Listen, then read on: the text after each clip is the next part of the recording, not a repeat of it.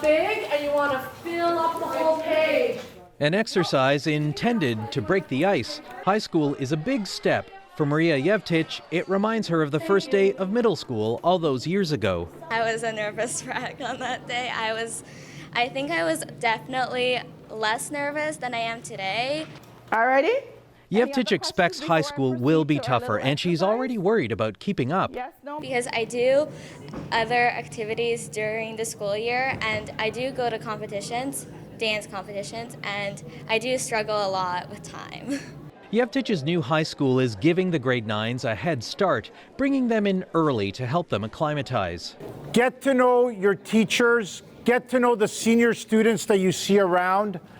Evidence from across Canada suggests students need help.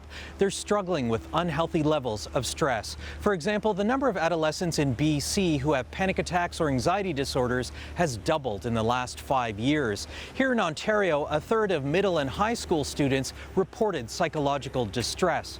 But just talking about school transitions in class could help change that. Researchers did a double-blind study at 11 middle schools recently in Wisconsin, where they boosted new students' sense of belonging with exercises and success stories from older students. Attendance went up 12%.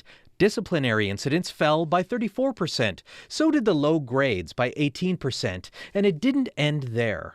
They felt they got along better and felt like they really belonged more with their friends in school and with teachers. They felt like they could trust them and go to them with their problems. They also reported that they were less anxious about taking big tests. There's also help at home. It turns out a little bit of helicopter parenting may not be such a bad thing. Bilingual. This education researcher says thoughtful parental involvement is critical to student well-being and academic success during those transition years. He advises parents to form alliances with teachers of classes their children enjoy. That first email shouldn't be, a crisis email or a complaint email. That email should be, you know what, my kid is in your class. He loves your class. Peer support, parent involvement, and facing the challenges of a new school head-on.